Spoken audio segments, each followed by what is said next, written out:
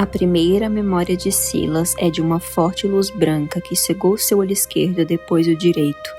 Lembra-se de ser posto de pé, de examinarem sua garganta e medirem sua altura, enquanto ele voltava a enxergar aos poucos.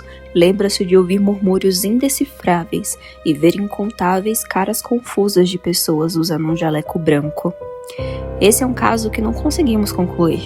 Começa o homem que agora Silas identifica como quem o havia cegado temporariamente.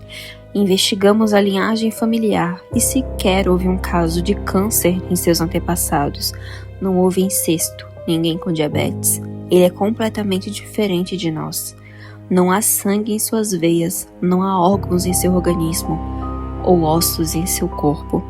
Não conseguimos determinar se é um ser com inteligência, pois não reage a estímulos. Não tem cordas vocais, não tem massa encefálica. A ciência não consegue explicar a sua existência.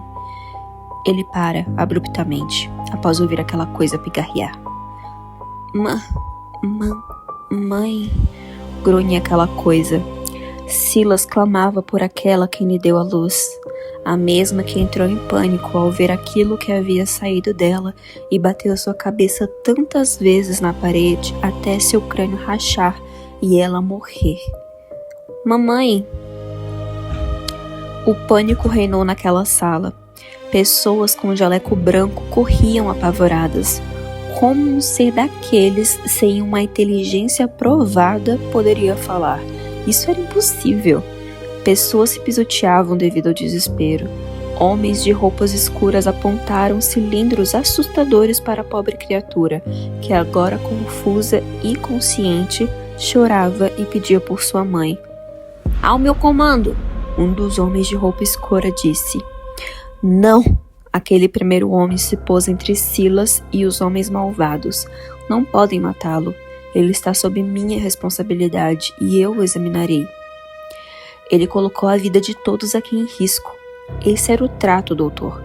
Responde o homem de roupas escuras e voz carrancuda. Se alguém se ferisse, acabaríamos com a raça dele. Como sabem que há feridos? Retruca o doutor de jaleco branco. Ele está sob minha responsabilidade. Ele falar algo indica que há inteligência, o menor que seja. Se há uma consciência nisso, ele pode ser civilizado. E então, tudo ficou escuro. Anos depois, Silas entendeu por que não podia brincar com outras crianças, porque não tinha uma mãe e o motivo dessa memória tão esquisita. Ele foi concebido por pais humanos, mas ele não era humano. Seu corpo era coberto por folhas, ele se alimentava do sol, tinha madeira no lugar de ossos e deixava o ar fresco até nos verões mais secos. Durante seu desenvolvimento, era tratado como um não-humano e foi submetido a diversos testes, exames e pesquisas que tentavam entender o que ele era e o que fez ser quem é. Antropólogos e biólogos determinaram Silas como um ser humano com mutações genéticas, uma evolução da espécie humana. Teorizava-se que os próximos humanos teriam muito mais proximidade com o local onde vivem, tomando para si características próprias do meio onde estariam inseridos. Astrobiólogos suspeitavam que o rapaz vinha de outro sistema planetário, mas talvez a maior façanha de Silas, após sua própria contrária existência, é claro, seria unir os povos de religiões diferentes para chamarem-no de demônio. Guerras começaram e líderes de países juraram trazer a cabeça de Silas como troféu para sua nação durante eleições. Depois de tantos anos existindo em meio a isso, aos seus 35 anos, ambientalistas e ativistas de direitos humanos conseguiram libertá-lo de sua prisão. Foram mais de 28 anos lutando para concederem-lhe o direito de ir e vir. Os países da ONU entraram em acordo e permitiram que ele pudesse ter uma vida como um ser humano. Teria os mesmos direitos que e os mesmos deveres. O maior e mais importante direito de Silas foi concedido e ele pôde finalmente viver sem que seu corpo seja explorado a cada milímetro. Aqueles que conseguiram lutar por tal feito conquistaram também o direito a uma moradia para ele. Tudo estava bem. Silas estava bem. Mas, ao ser escoltado até sua casa, a euforia de Silas passou. Agora ele tem um lar, mas o que ele faria? Sua vida nunca foi sua e o propósito de sua existência era ser estudado por cientistas. Agora tinha uma casa de paredes altas e brancas, com luzes fluorescentes que feriam seus olhos. Na cozinha, um fogão pequeno, uma geladeira menor que ele e um micro-ondas em cima de um pequeno balcão o esperavam. Uma sala com TV e um sofá cinza, um quarto com uma cama estreita e sem lençol. Em outro quarto havia um roupeiro marrom com espaço para alguns cabides e 3 gavetas. Tinha também um banheiro grande, com azulejos brancos até metade da parede. Nada mais que isso. Silas passou as primeiras 13 horas de pé na divisória entre sua cozinha e sala. Ele não tinha ideia do que fazer, porque passou toda a sua vida seguindo orientações. Levante da cama, vista sua roupa, escove os dentes, fique quieto, leia esse livro, diga seu nome, não conte sobre isso para ninguém. Por fim, ouviu alguém bater na porta. Passou-se 5 minutos e nada. A batida se intensificou, mas ele não sabia o que fazer, até que ouviu uma voz chamá-lo por detrás da porta. Olá, Silas, você tá em casa? Perguntou a voz confusa. Abra a porta, por gentileza. Fui designada para te ajudar nessa nova etapa da vida. Sou Verônica Aparecida, dos Direitos Humanos. Abrir a porta. É isso, pensou Silas. É isso que tenho que fazer. E ele abriu a porta sem hesitar após ouvir o comando de Verônica. Oi, Silas, tudo bem? Posso entrar? Ela perguntou, e o ser apenas abriu a porta, permitindo sua passagem. Então, tudo bem? Como está indo sua nova vida agora? Tá gostando? Silêncio. Silas não podia falar sem autorização. Ele não tinha a menor ideia do que dizer. Verônica ficou confusa com a feição neutra do rapaz e começou a olhar pela casa como se avaliasse o ambiente. Poucas palavras, né? Disse Verônica, tentando quebrar o clima. Bom, na verdade, eu sou uma assistente social e eu fui designada para ajudar você a se integrar na sociedade. Eu vou passar aqui de segunda a sexta-feira, sabe? Para os caras lá de cima saberem se foi uma boa ideia ou não soltar você. Silêncio. Nada mais que isso. Desculpa, foi uma piada. Bom, vamos conversar, ok? Sim, vamos, respondeu Silas. Bom, sente-se aqui. Ela se sentou no sofá e deu 2 tapinhas no assento ao seu lado, indicando que Silas deveria ir até lá. Eu gostaria que você me falasse o que tem pensado desde que chegou em sua casa. Como tem se sentido? Se já planejou algo para o seu futuro?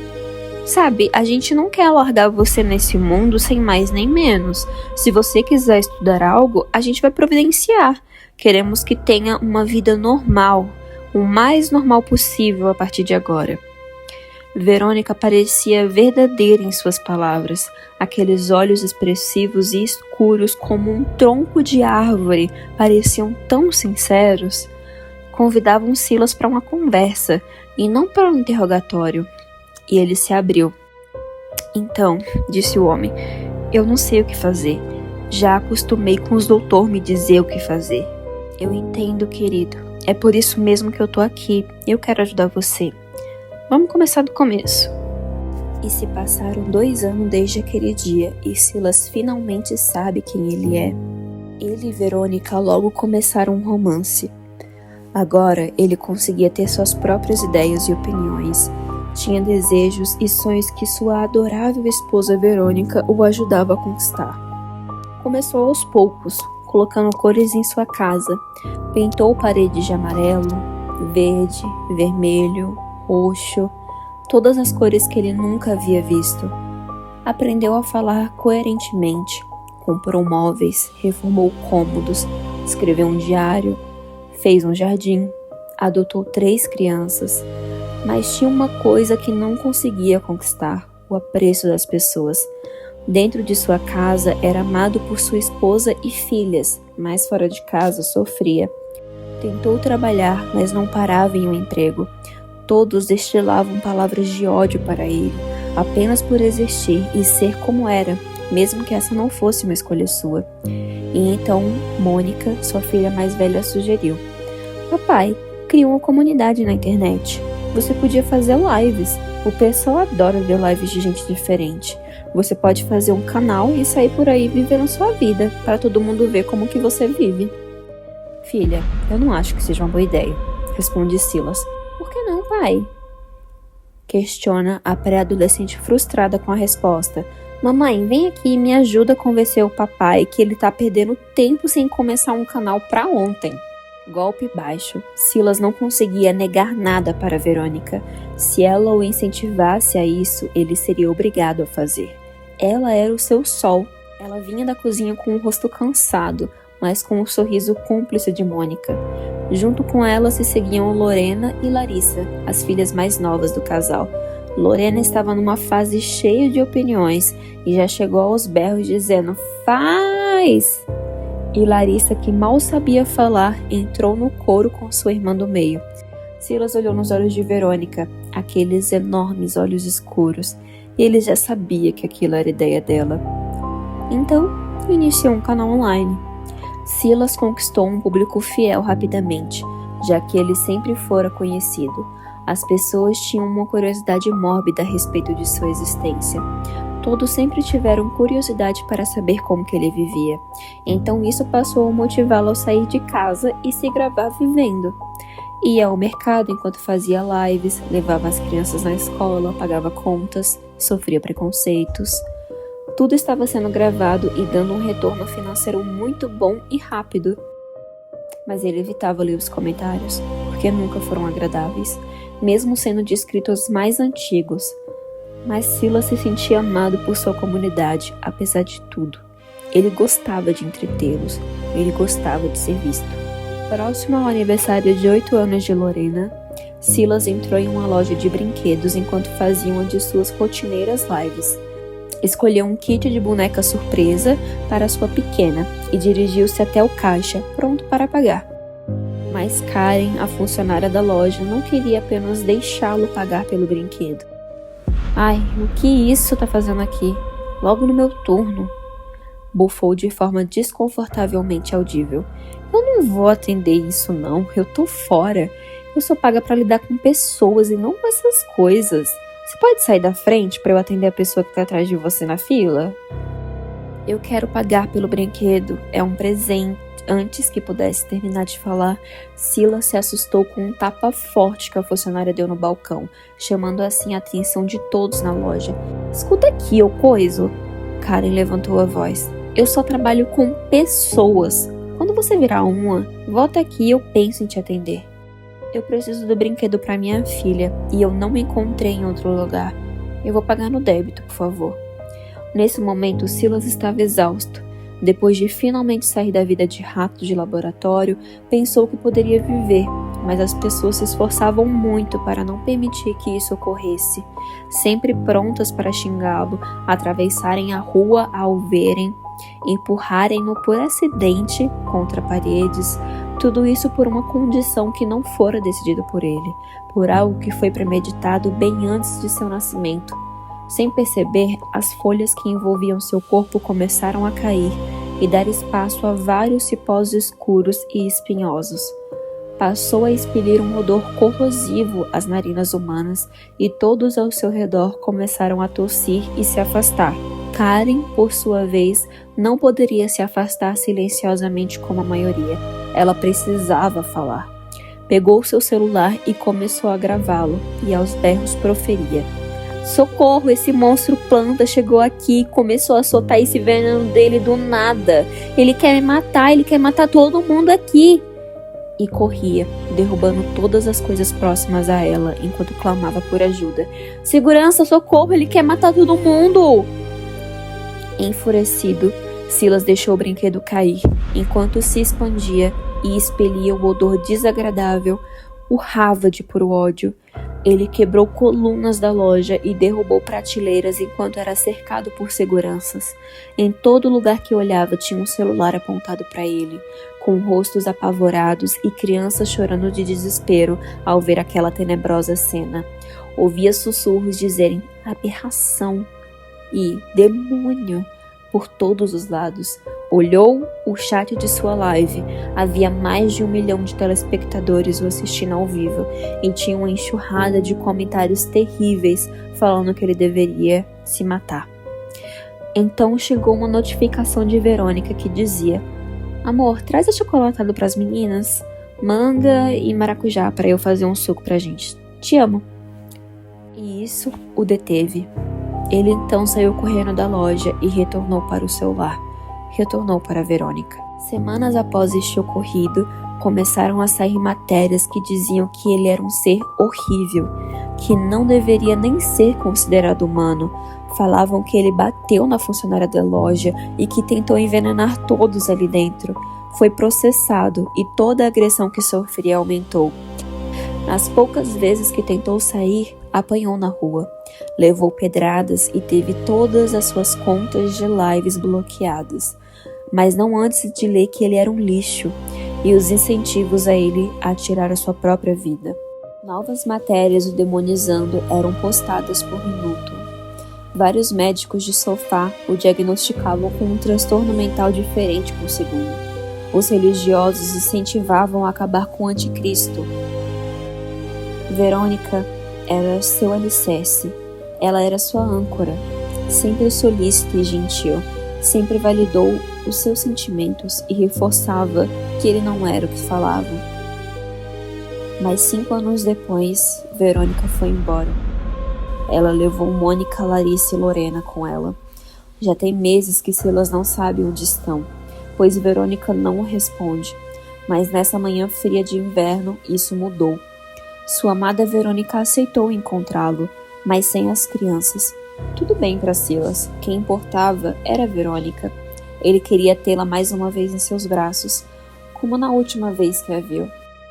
Às 17 horas, Silas dirigiu-se para o Hotel Valkyria. Lá tinha um restaurante onde poderiam jantar. E se Verônica quisesse, o que obviamente ela iria querer, poderiam ir para um quarto. O quarto 114, onde passaram sua lua de mel. Aquela noite foi mágica para ambos, e como foi ela quem escolheu aquele lugar, Silas sabia que a teria mais uma vez. Mas algo parecia errado. A sua amada esposa não viera sozinha. Tinha um homem no carro que a deixou na porta do estabelecimento. Ela estava linda demais, como sempre, mas estava acompanhada. Talvez seja por isso que estava com aquele rosto abatido, por conta de sua traição repulsiva contra o homem que jurou amar. Quem é esse merda? Silas perguntou de forma agressiva enquanto se aproximava de Verônica. Você é uma sem vergonha mesmo vindo aqui com outro macho. Os espinhos que envolviam o corpo do ser estavam mais pontiagudos, mais mortais. Seu cheiro era horrível e envenenava todos ao seu redor. Ele notou outra grande traição de sua esposa. Ela colocou uma máscara de proteção antes que seu odor chegasse ao campo respiratório dela. Que é isso? Esbravejou o homem-planta enquanto pessoas corriam de pavor ao vê-lo. Tem medo de mim agora? Silas passou por anos difíceis desde o ocorrido na loja de brinquedos. As pessoas corriam dele, chamando-no de nojento e sujo, dizendo que ele deveria estar morto, que era uma aberração. Sua esposa o abandonou, mudou-se para longe com as 3 filhas, e ele ficou na casa que outrora era cheia de amor, felicidade e companheirismo. Nesse lugar criou um refúgio, e os muros não só o protegiam como o escondiam. Mas será que só o protegiam ou estavam também protegendo os outros? Esses pensamentos eram cruéis e o deixavam furioso. Como sua amada esposa poderia deixá-lo e levar suas amadas filhas junto? Essa vaca nem deixava mais que ele as visse. Ele não tinha ideia de onde elas estavam, não sabia se estavam vivas. Perdeu aniversários, não ia em reuniões de escola. Ela não deixava ele ser presente. Silas encontrou a casa de Verônica 8 meses atrás. Teve uma noite deliciosa de prazer com ela. fizeram juras de amor um para o outro e prometeram reatar. E essa vadia o fez ir embora para pegar suas coisas, para que ele pudesse morar junto com ela. Mas quando Silas voltou, ela havia fugido novamente. E então ele deu ouvido aos conselhos que tanto recebeu. Se mate. Tentou de tudo, mas nunca morria. Ele era trazido de volta e ele sempre acabava sendo polinizado e retornava.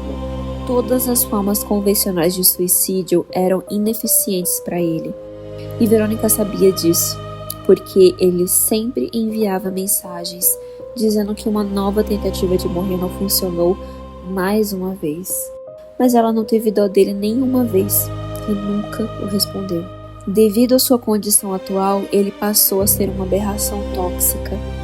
O homem que anteriormente trazia um oxigênio puro que ajudava os pulmões mais podres a respirarem com leveza, hoje apodrece até um atleta profissional. Sua esposa, ou quase ex-esposa, era a única que o tolerava. Mas a gota d'água foi vê-la sair daquele carro com um homem desconhecido. Vê-la sorrir para o rapaz como a vadia safada que sempre foi. E para Silas, colocar uma máscara, como se isso fosse possível para censurar a traição dela. Sua traíra de merda acusa-lhe de traição, da pior delas, da que mais o feria, o medo. Ele via em seus olhos o medo. Lá no fundo, via o pavor e até uma certa repulsa. Você é uma imprestável e me abandonou.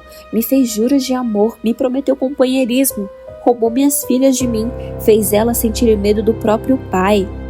Querido, fale baixo, responde Verônica com uma voz serena, mas ansiosa.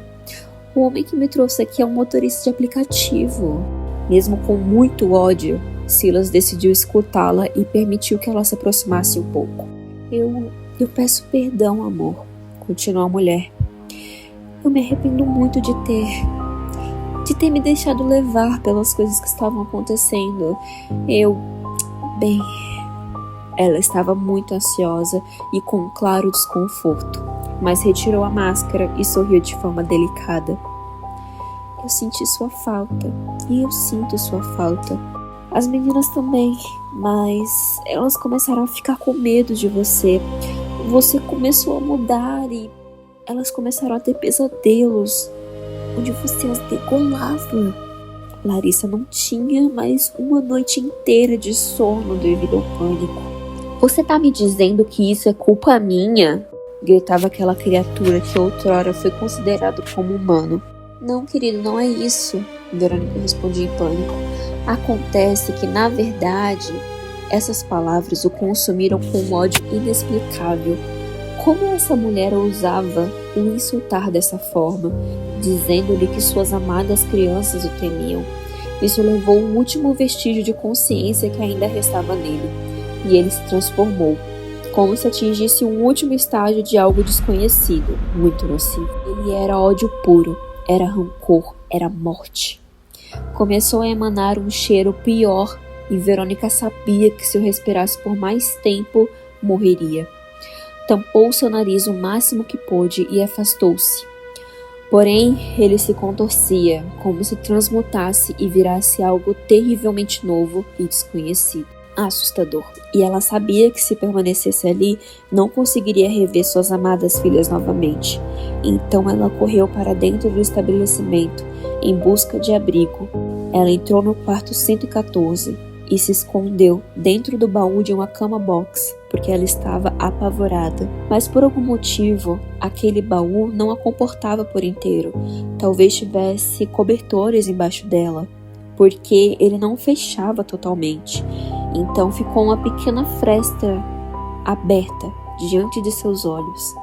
E ela pensou em buscar outro esconderijo, mas ouvia os passos daquela coisa e sentia uma presença terrível se aproximando. E então ela fechou seus olhos e rezou para que todas as entidades e deuses do universo a protegessem, porque ela sabia que não tinha mais uma alma viva por ali que pudesse fazer isso por ela. Todos fugiram. E então ela o ouviu chegar, o homem que um dia tanto zelou. Ele arrastava seus pés, que pelo som pareciam ter se multiplicado. O cheiro era intoxicante e ela sabia que morreria se o inalasse por muito tempo. Tampou seu nariz com uma esperança de não permitir que aquele cheiro a envenenasse mais. Fechou seus olhos e tentou não fazer um único som, mas seu coração não conseguia acompanhar sua linha de raciocínio e ele não ficava em silêncio. Batia tão rápido e tão forte que ela pensou que o vomitaria para fora. E então ela ouviu a voz daquele ser, que não era mais o pai de suas filhas, era um monstro. Ele dizia com uma voz gutural e bizarra: "Você sabe que tá no nosso quarto daquela noite. Você sabe que essa cama não vai te proteger." Um silêncio ensurdecedor. Verônica supõe que se passou uma eternidade de tão longo que foi. Não tinha cheiro algum no ar e ela perguntou-se o que havia acontecido com Silas. Subitamente, ele levantou o baú da cama e antes de tudo escurecer, ela ouviu. Ele estava deformado, como se personalizasse tudo o que diziam que ele era, só que pior. Tinha mais um conjunto de 4 membros incompletos e cobertos por uma camada espessa de bolor. Sua boca estava caída quase que até o peito, aberta com dentes pontiagudos e pretos. Ele babava um fluido quente que corroeu parte da pele do seio da moça que foi atingido por aquela gosma. Verônica sabia seu propósito, mas teve medo. Teve medo dele ir atrás de suas meninas depois daquilo, e então suplicou por sua vida, enquanto chorava de desespero, tentando ganhar mais tempo. "Eu tô com medo sim, amor", dizia aos berros enquanto aqueles braços grotescos a espremiam. "Mas eu te amo. Amo nossas filhas. Por favor, não faz isso." Mas ele não a poupou. Ela tentou escapar, mas ele não permitiu. Ele estilhaçou o corpo frágil da moça com seus membros cobertos por bolor, espinhos e musgo, enquanto mastigava o rosto de Verônica e deliciava-se com seu sangue. Arrancou seus olhos e comeu parte do seu cérebro, enquanto se banqueteava da mulher que um dia jurou amar e proteger. Ele percebia que sempre foi o que diziam, e que a carne de sua esposa era muito mais gostosa do que qualquer luz do sol que o alimentou. Ele destroçava os tecidos e os ossos daquela mulher, se deliciava com cada gota de seu sangue enquanto fazia uma bagunça a destruindo. Quando chegou próximo do que restara dos seios dela, já corroídos pelo ácido da saliva dele, ele percebeu algo que não havia notado: a protuberância em seu ventre. Ela estava grávida e o bebê ainda vivia dentro dela. Ele conseguia sentir. E então o arrancou, pensando que foi agraciado com uma bênção incomparável. Poderia alimentar-se do fruto da traição de sua companheira. Poderia deliciar-se enquanto comia o que restou daquela imunda traidora. Arrancou a criança do ventre da falecida moça e deixou que o corpo desfalecido de Verônica se espatifasse no chão, fazendo uma bagunça de vísceras para todos os lados do quarto. Posicionou a criança próximo à sua boca, pronto para devorá-la. Mas qual não foi sua surpresa quando, com um pequeno feixe de luz, viu a silhueta daquele bebê, coberto de placenta, sangue e algo a mais. Aquilo eram folhas. Ele se viu refletido naqueles expressivos olhos grandes e escuros.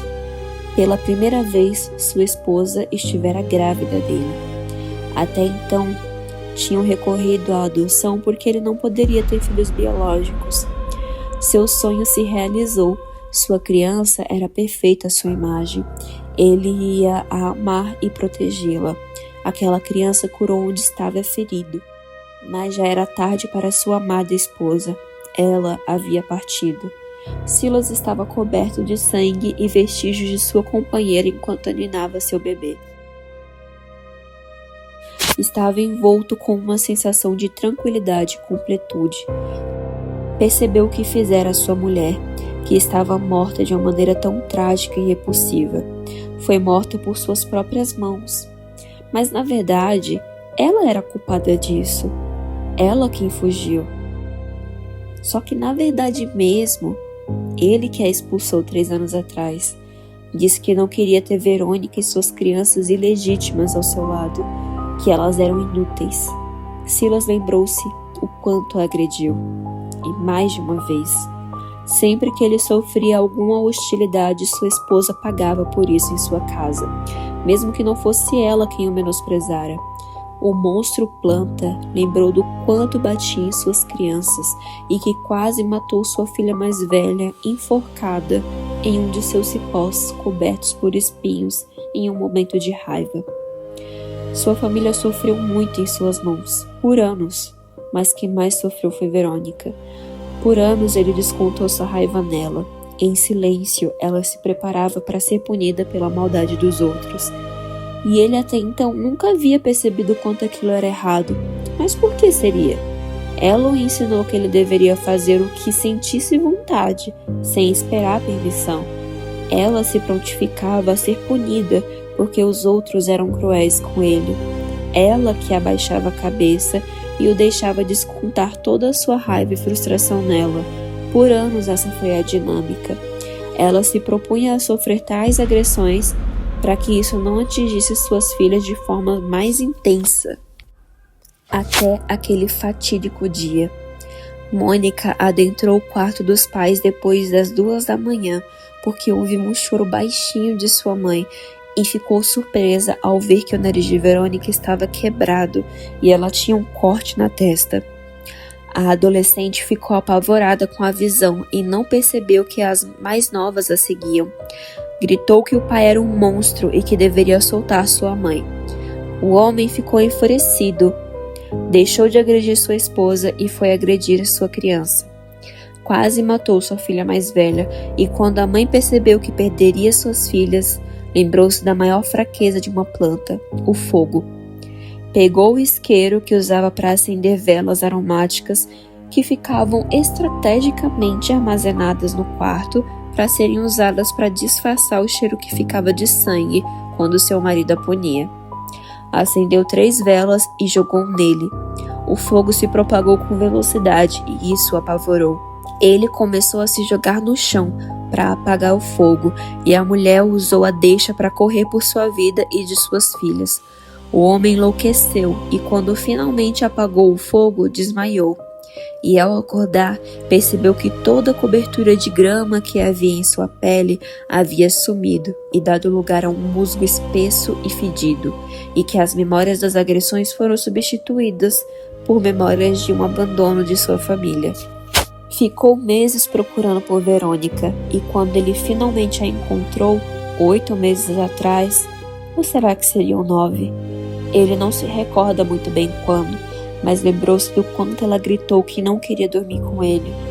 Lembrou-se do quanto se forçou e o quanto ele a estuprou incontáveis vezes naquele dia, como já havia feito tantas outras vezes antes. Mas dessa vez foi diferente. Ele foi agraciado com um filho. Toda aquela dor e sofrimento não foram em vão. Ele tem um filho. Continuou a ninar a criança e a cantarolar canções, quando notou algo que não havia reparado. "Você é uma menina!" exclamou de felicidade. "Tem os mesmos olhos de sua mãe. Vou te chamar de Verônica, e quando você crescer, será a minha esposa. E a gente vai ter muitos filhos juntos, e seremos muito felizes." E ele ficou envolvido nesses pensamentos nojentos por minutos, antes que percebesse que o calor que sentia não era agora apenas da memória de quando sua esposa ateou velas nele. Seu corpo estava quente, como naquela noite em que quase matou sua própria filha, porém estava mais intenso. Ele olhou ao redor e viu que tudo estava pegando fogo. Tentou abrir as janelas, mas elas estavam trancadas. Parecia que por fora algo impedia sua abertura, como se tivessem sido pregadas com madeira. Com o bebê em seu colo, que agora chorava enquanto tinha seu corpinho desmatado pelas chamas, correu em direção à porta, que estava trancada e bloqueada por fora. As passagens de ar estavam fechadas com concreto. Foi então que notou que o quarto inteiro estava molhado com gasolina. Aquilo era uma armadilha, e ele ouvia vozes do lado de fora que diziam que o sacrifício dela não seria em vão. Então ele percebeu que a única pessoa que poderia colocá-lo naquela situação era a sua maldita esposa, que aquilo foi premeditado para pôr fim nele e em seu bebê. Verônica não era um assistente social. Ela foi enviada diretamente para manter Silas na linha. Quando ele estava perto de conquistar seus direitos como um ser humano, os líderes que controlavam o mundo pelas sombras começaram a debater uma forma de o controlar caso ele surtasse. E a jovem Verônica, de 26 anos, buscava prestígio em sua carreira acima de todas as coisas. Sabia que ter o controle sobre o maior monstro já visto no mundo agregaria muito para o seu currículo. E então apresentou-se como uma jovem carismática e gentil, conquistando sua confiança em minutos. Ela aprendeu a amá-lo, não como se ama um marido, mas como se ama uma coisa que você precisa proteger. Porém, o declínio começou com um evento naquela loja. Nesse momento, Verônica perdeu o controle. As agressões que eram esporádicas passaram a ser diárias e os estupros se tornaram incontáveis. Silas sofreu por muitos anos sendo testado em laboratório e depois tentando viver uma vida normal. Então, ele queria ser o agressor agora. Mas isso já era esperado por Verônica e por seus superiores. As pessoas que a colocaram nessa missão acreditavam que isso era necessário até ele evoluir e passar a ter uma mente humana. Mas tudo desandou e ele assumiu a forma total de monstro. Verônica sabia que podia fugir, mas temia por suas filhas, principalmente por Mônica, que já não conseguia mais ignorar as espiadas que o pai fazia enquanto ela tomava banho. Foi então que Verônica percebeu. Tanto ela quanto suas amadas filhas adotivas foram colocadas naquela casa para serem parte de um harém doentio de Silas. Tinham câmeras e escutas por toda parte. Verônica entendeu que ela não estava ali para ajudá-lo a evoluir e passar a ter uma mente humana. Ela e as meninas estavam ali para suprir os desejos daqueles que a contrataram e que as vigiavam 24 horas por dia. E então ela premeditou sua fuga e a de suas filhas. Enquanto ela levava suas filhas para a escola, conseguiu falar com Mônica longe das escutas. E a sua filha topou ser a isca necessária para que o plano funcionasse. Aqueles líderes não poderiam deixar menores de idade em uma situação de perigo. Então Mônica se certificaria que as mais novas acordassem e fossem atrás dela, enquanto Verônica ateava fogo naquele nojento.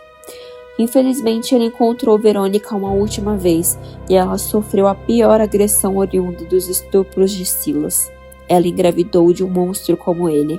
Ao notar a gravidez, tentou abortar o feto, mas todas as tentativas eram em vão. E o feto sempre retomava a vida.